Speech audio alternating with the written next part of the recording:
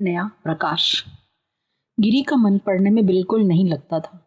School में master साहब पढ़ा रहे होते तो एकाग्र ना हो पाता। वह कभी कहीं देखता तो कभी कुछ सोचने लगता। गणित, अंग्रेजी ये विषय तो उसे बहुत बुरे लगते। गणित का घंटा तो सबसे बाद में पड़ता था। वह जब तब अंतिम घंटा छोड़कर स्कूल से भाग जाता। कभी किसी बगीचे में घूमता रहता तो कभी बाजार में। कभी घर जल्दी पहुंच जाता तो छुट्टी जल्दी होने का बहाना बना देता।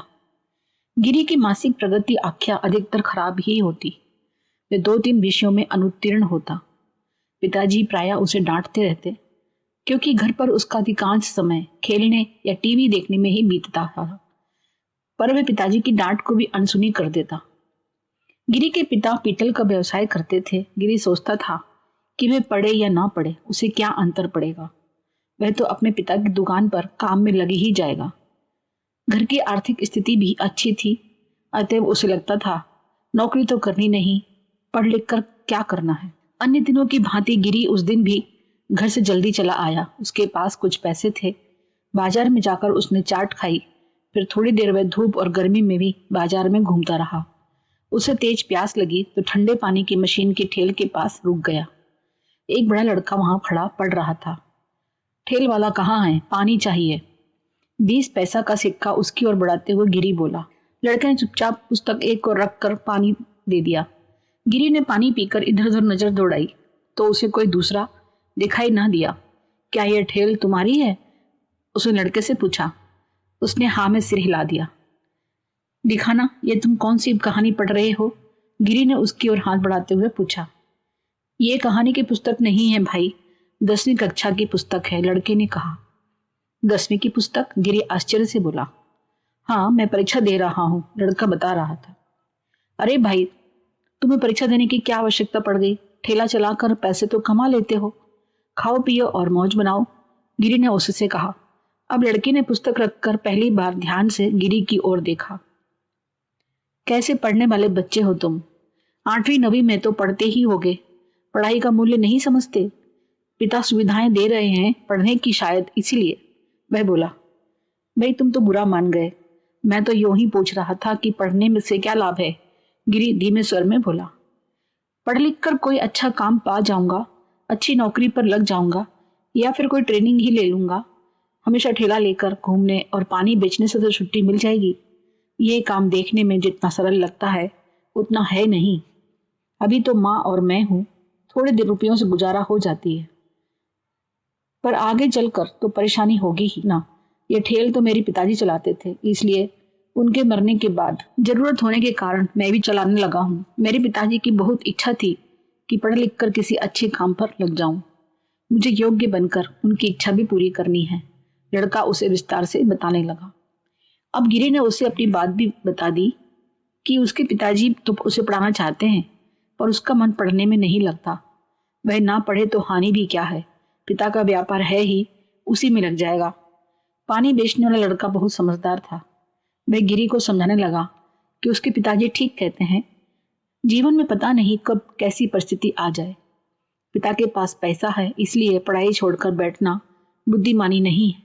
धन तो आज है, कल जा भी सकता है।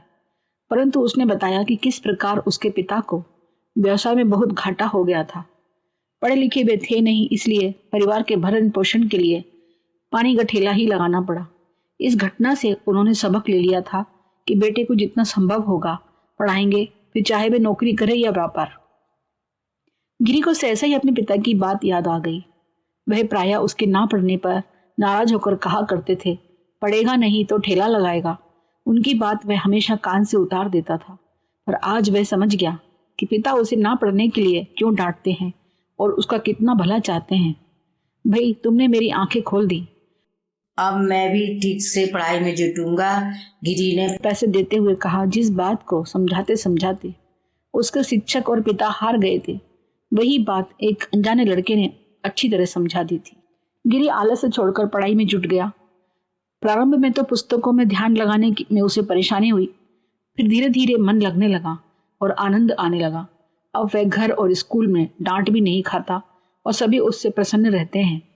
गिरी के इस परिवर्तन से सबसे अधिक आश्चर्य था उसके पिता को। जब उन्हें पूरी बात पता लगी तो ठेले वाले बालक गोपाल के प्रति उनके मन में स्नेह और आदर उत्पन्न हुआ। उन्होंने गिरी को उससे मित्रता बनाए रखने के लिए प्रोत्साहित किया। वह भी घर आने लगा। गिरी के माता पिता उससे स्नेहपूर्ण व्यवहार करते थे। गिरी के पिता ने गोपाल को 4 घंटे प्रतिदिन काम करने के लिए अपने यहाँ रख लिया। वह ठेल लगाकर जितना कमाता था उतना ही पैसा उसे मिल जाता था। इस प्रकार वह धूप पानी सर्दी में सारे दिन इधर उधर घूमते रहने से भी बच गया। गोपाल दुकान पर काम करके बचे हुए समय में मन लगाकर पढ़ाई करता था। गिरी को भी वह अपने साथ साथ पढ़ने के लिए बैठा लेता था। उसकी कुछ कठिनाइयां होती थी, वह भी दूर करता था। परीक्षा के लिए दोनों ने खूब परिश्रम किया। दोनों ही द्वितीय श्रेणी में उत्तीर्ण हो गए। अगली कहानी, सूझबूझ का फल। जुलाई का महीना था। नया सत्र अभी आरंभ हुआ था। अभी तो पूरी तरह पढ़ाई आरंभ भी ना हो पाई थी, परंतु नेहा की कक्षा में यह दुर्घटना शुरू हो गई थी। हर दूसरे चौथे दिन किसी लड़की की किताब गायब हो जाती। पहले तो ऐसा कभी ना होता था। कक्षा में कौन चोर घुसाया है, सभी लड़कियां इसी की चर्चा किया करती। कुछ दूसरे विभागों से आई थी तो कुछ दूसरे स्कूलों से। प्रायः उन्हीं पर संदेह होता, पर बिना प्रमाण के किसी को कुछ कहा भी कैसे जा सकता था।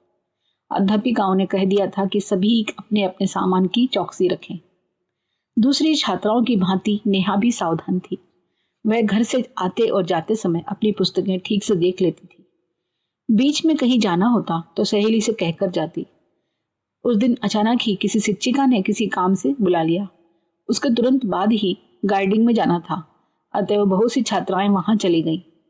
शिक्षिका के पास से लौटकर नेहा ने भी जल्दी से अपना बस्ता उठाया और वहां से चली गई। छुट्टी के समय प्रतिदिन की भांति नेहा ने अपनी पुस्तकें संभाली तो एक पुस्तक कम थी। उसने तुरंत खड़े होकर अध्यापिका को यह बताया, अच्छी तरह याद कर लो, तुम आज पुस्तक घर से लेकर आई थी? उन्होंने कहा, जी मैंने हिंदी के घंटे में पुस्तक निकाल कर उसी से पढ़ा था, नेहा बोली। पास बैठी उसकी सहेली ने भी इस बात की गवाही दे दी। शिक्षिका असमंजस में पड़ गई। चलते चलते यह और मुसीबत आई। अभिभावकों की भी शिकायतें आ रही थीं और उन्हें कार्यवाही करने के लिए कहा जा रहा था।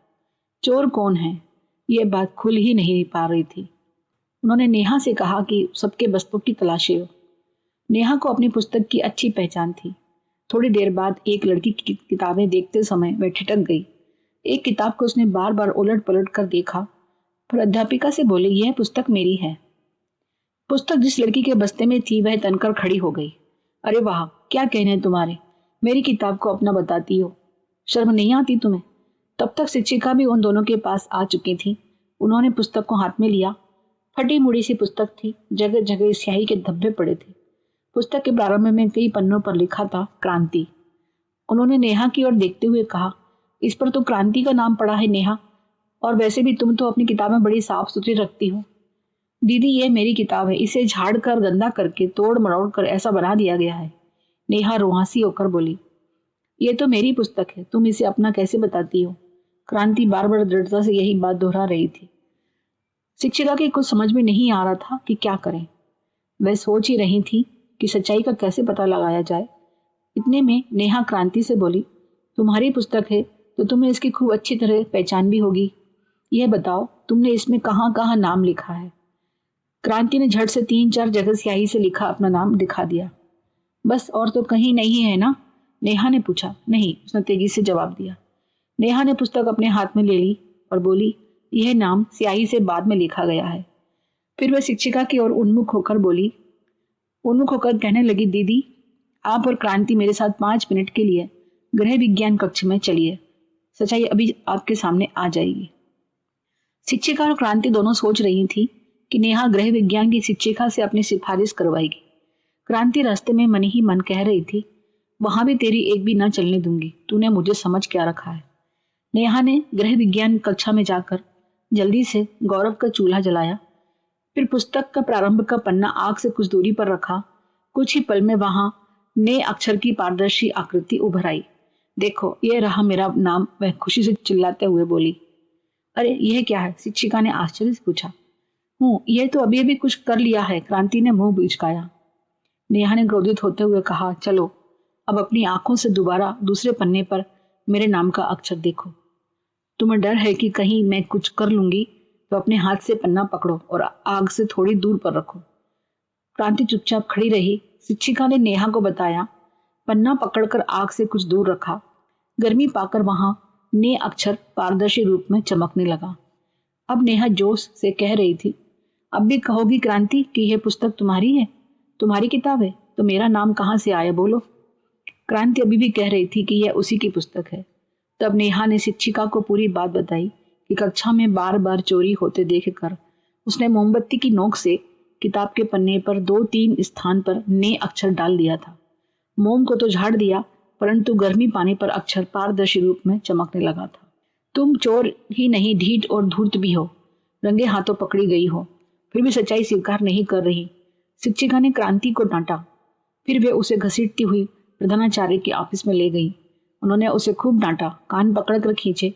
सच ना बोलने पर कॉलेज से निकाल देने की बात कही। तब कहीं जाकर उसने गलती स्वीकार की। प्राचार्य के ऑफिस के आगे लड़कियों का झुंड खड़ा था। क्रांति के बाहर निकलते ही क्रांति चोर कहकर चिल्लाना प्रारंभ कर दिया। अगले दिन क्रांति को प्राचार्य जी ने ऑफिस में बुलाया और कहा कि यदि वे अपने अपराध का प्रायश्चित कर ले तो वे उसे कॉलेज में रखेंगी, अन्यथा उसका नाम काट देंगी। क्रांति ने उन पर प्रश्नवाचक दृष्टि उठाई।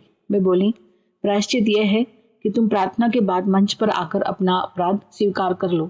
क्रांति का चेहरा फक पड़ गया। अब इतनी छात्राओं के सामने वह चोर कहलाएगी, यह सोचकर ही वे कांप उठी। मैं अपनी कक्षा में माफी मांग लूंगी, उसने प्राचार्य जी से कहा। नहीं, तुम्हें पूरे कॉलेज की लड़कियों के सामने ही अपनी भूल माननी होगी। सोच लो, तुम्हें भूल माननी है या कॉलेज से निकलना है, उन्होंने दृढ़ता से कहा। यदि आज इसे ना रोका गया तो धीरे धीरे इसकी यह आदत बढ़ती जाएगी और तब यह न जाने कितनी बड़ी चोरी करेगी। वे मन ही मन सोच रही थी और बुराई को ना पनपने देने के लिए कृत संकल्प थी। अब क्रांति के सामने कोई विकल्प ही ना था। प्रार्थना के बाद वह धीरे से मंच पर आई और सिर नीचा करके खड़ी हो गई। अपना अपराध अपने मुंह से बताओ, मंच पर खड़ी प्राचार्य ने धीरे से कहा। क्रांति ने किताबें चुराने की बात बता दी। इसके बाद वह वहीं फूट फूट कर रो उठी। प्राचार्य ने एक शिक्षिका को संकेत किया। वह उसे कमरे में ले गई। अब प्राचार्य ने छात्राओं को समझाया, बच्चों, क्रांति ने आज बहुत बड़ा प्रायश्चित किया है। सोचो, इससे बड़ा दंड और क्या हो सकता है कि वे आप सबके सामने अपनी गलती स्वीकार कर ले। अब इसका इतना बड़ा प्रायश्चित करके आगे से वह गलती करेगी भी नहीं। गांधी जी का कथन याद रखो, बुराई से घृणा करो, बुरे से नहीं। हम सब में कुछ ना कुछ बुराई है, हम उन्हें छोड़ें। क्रांति से अब आप कोई गलत व्यवहार नहीं करेंगी, ना ही कुछ कहेंगी। उसे बहुत बड़ा दंड मिल चुका है। हाँ, क्रांति ने जो गलती की है उसी प्रकार की कोई गलती आप नहीं करेंगी, यह आपको सबक लेना है। और इसी दिन के बाद सचमुच ही क्रांति ने कभी चोरी नहीं की। एक बार कठोर होकर शिक्षक या अभिभावक यदि बुराई की जड़ प्रारंभ में ही काट दें तो आगे चलकर वह फैल फूल नहीं सकती। प्रारंभ में ढील देने पर या अभी बच्चा है आगे सुधर जाएगा, ऐसा सोचने पर तो अंत में बस पछतावा ही शेष रहता है।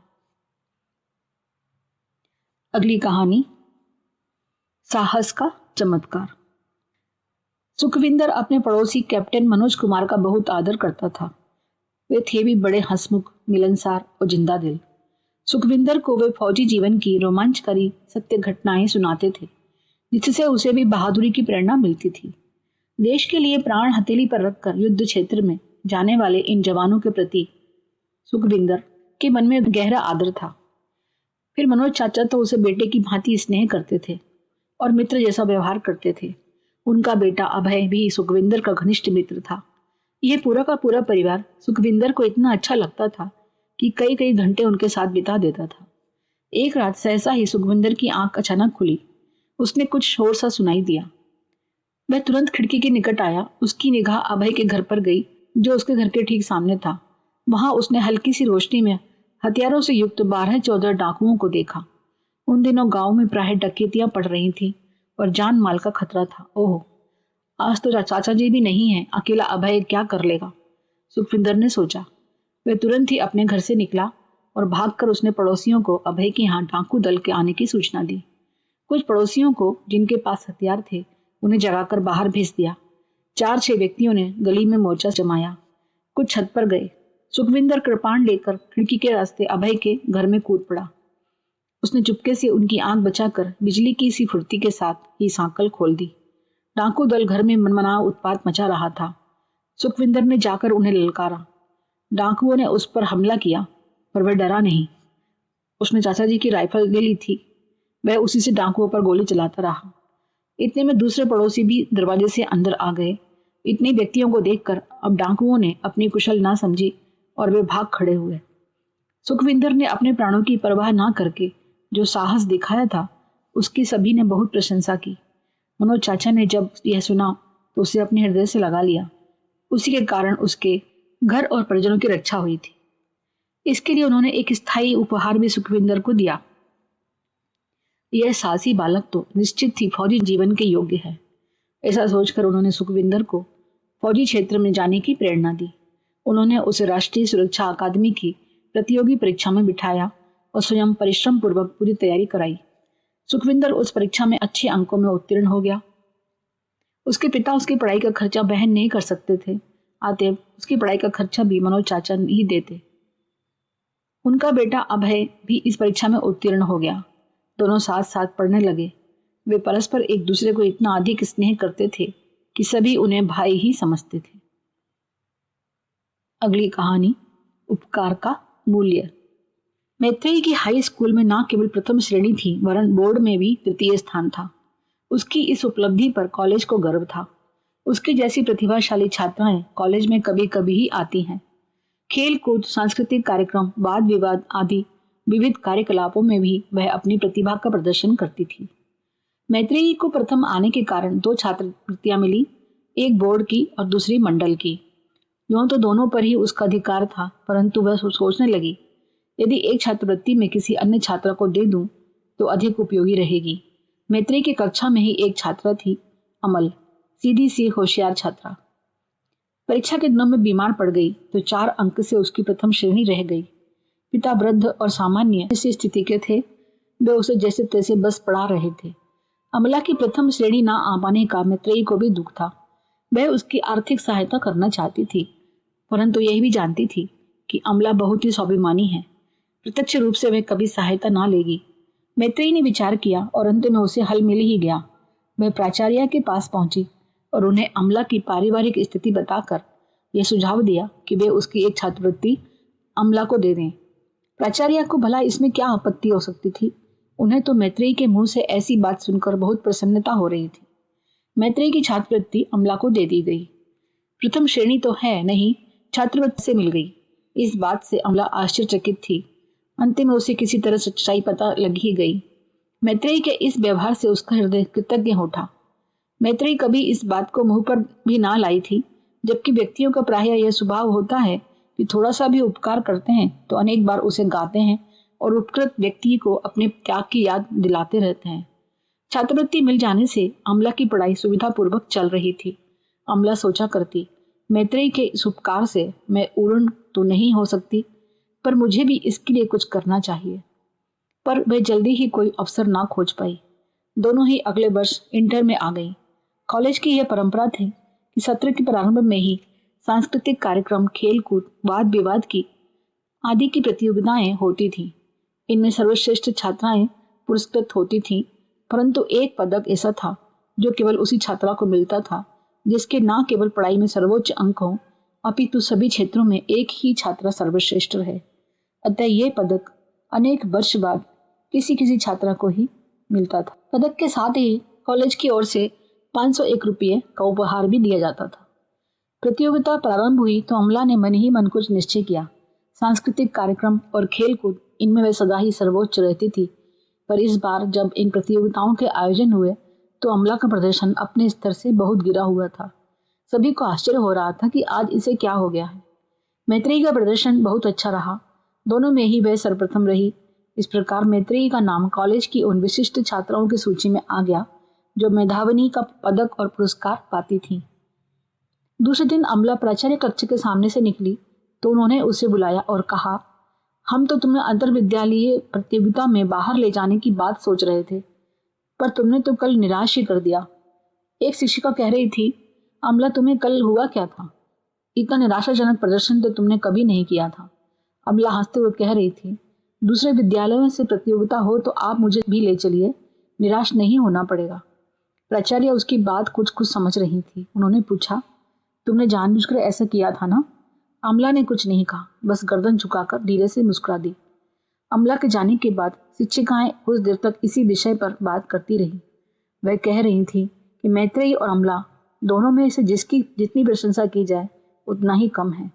धन तथा सम्मान की कामना में अंधे बने व्यक्ति गलत से गलत काम करने में भी नहीं झिझकते, परंतु यहाँ तो दोनों ने ही त्याग का अनुकरणीय उदाहरण प्रस्तुत किया है। अगली कहानी, विजेता।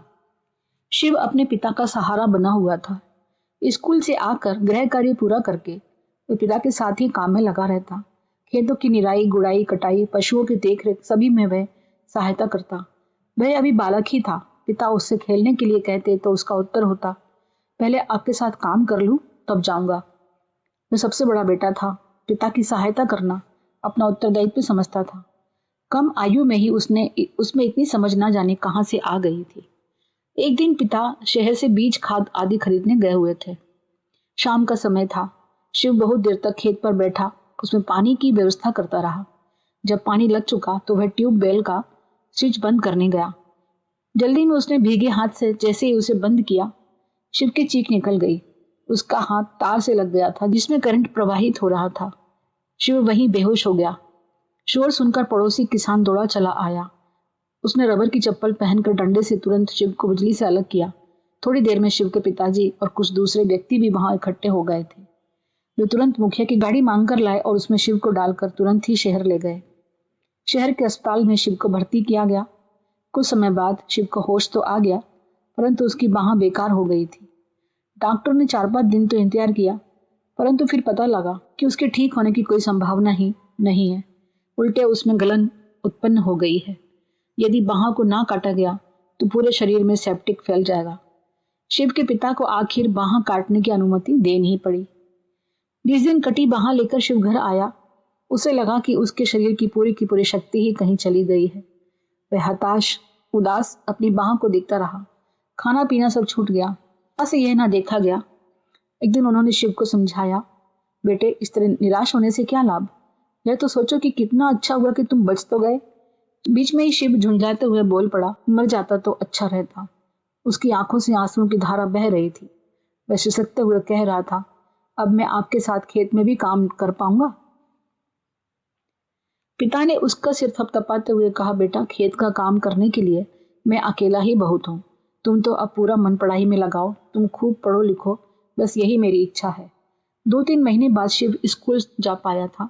मास्टर जी ने उसे बड़ी सहानुभूति से समझाया था। कुछ लड़के भी उसके साथ सहानुभूति रखते थे, परंतु 4-5 महीने बाद ही कुछ उद्दंड और शरारती लड़के शिव को लूला कहकर चिढ़ाने लगे। ये वे थे जिन्हें वह कभी पढ़ाई में तो कभी खेल में हरा चुका था। शिव अभी भी पहले की भांति खेल के मैदान में जाता, परंतु वह कोने में उदास खड़ा रहता था। पहले की भांति वह खेल में भाग न लेता था।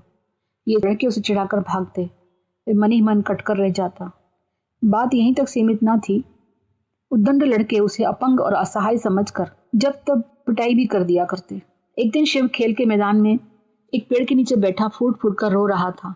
वह सोच रहा था कि कल से स्कूल नहीं जाएगा। इतना अपमान उससे सह नहीं जाता। तभी वहां से निकल रहे मास्टर साहब की दृष्टि उस पर पड़ी। वह बोले, अरे क्या हुआ तुम्हें, यहाँ कैसे? शिव ने रोते रोते सारी बात बताई। मास्टर जी समझाने लगे, देखो बेटे, तुम पढ़ाई छोड़ भी दोगे तो क्या तुम चिढ़ाने वाले इन मूर्खों से बच पाओगे? जीवन के हर मोड़ पर ये कहीं ना कहीं तुम्हें मिल ही जाएंगे। ऐसे व्यक्तियों की बकवास से क्या तुम अपने जीवन का रास्ता बदल दोगे? क्या तुम्हारा उन्हें यही सही उत्तर होगा? नहीं, कदापि नहीं। मास्टर जी की बात सुनकर शिव अपने आंसू पोंछने लगा था। वह बड़े ध्यान से उनकी बात सुन रहा था। वे कह रहे थे, आंसू पोंछ डालो, अपने अंदर छिपी शक्ति पहचानो। शक्ति हाथ में नहीं है, शक्ति तुम्हारे मन में है। दृढ़ संकल्प बल से बढ़ो, सफलता मिलेगी। मास्टर जी, क्या मैं खेल सकता हूँ? शिव ने पूछा। हाँ, क्यों नहीं। तुम वॉलीबॉल, बैडमिंटन, टेबल टेनिस जैसे खेल आसानी से खेल सकते हो। मास्टर साहब की बातों का शिव के मन पर गहराई से असर पड़ा। वह बार बार दोहराता, शक्ति हाथ में नहीं मन में है। दूसरे दिन जब वह स्कूल गया तो उसका व्यवहार बदला हुआ था। वह दब्बू और झेपू बनकर नहीं बैठा था, अपितु खेल के मैदान में भी सिर तानकर खड़ा था। वह भी खिलाड़ियों की टीम में चला गया और बोला, अब मैं भी खेला करूंगा। एक हाथ से, लड़के बोले। हाँ, एक हाथ से तुम्हें हरा भी दूंगा, शिवबीर इस तरह कहने लगा। अब वह पूरे मनोयोग से पढ़ाई और खेल में जुट गया था। उसके मन की झिझक और संकोच जा चुका था। उसके मन में एक ही लगन थी, 2 हाथ वाले लड़कों से आगे निकलने की। सच्ची लगन सफल होती है। जल्दी ही वह इतना अच्छा खेलने लगा कि टीम का कप्तान बना दिया गया। बैडमिंटन हो या वॉलीबॉल या फिर टेबल टेनिस, सभी में वह धूम मचा देता। गांव की टीम प्रतियोगिता में शहर गई तो वहां भी शिव ने टीम को जिताया। जल्दी ही वह क्रीड़ा अधिकारियों की नज़र में चढ़ गया। उन्होंने उसकी छिपी प्रतिभा को पहचाना और प्रोत्साहित किया। प्रादेशिक और राष्ट्रीय स्तर पर भी उसने खेलों में भाग लिया और पुरस्कार पाए। पढ़ाई में तो वह ठीक था ही, एमए तक द्वितीय श्रेणी में उत्तीर्ण होता गया। क्रीड़ा की उसकी योग्यता और पदकों के आधार पर एक कॉलेज में शारीरिक प्रशिक्षक के पद पर नियुक्ति हो गई। सच है, शरीर का कोई अंग भंग होने से जीवन की उतनी बड़ी क्षति नहीं होती जितनी कि मनोबल के भंग होने से होती है। मनोबल की दृढ़ता ही जीवन की सफलता का सच्चा केंद्र बिंदु है। जिसने इस रहस्य को जान लिया वही जीवन संग्राम का विजेता है।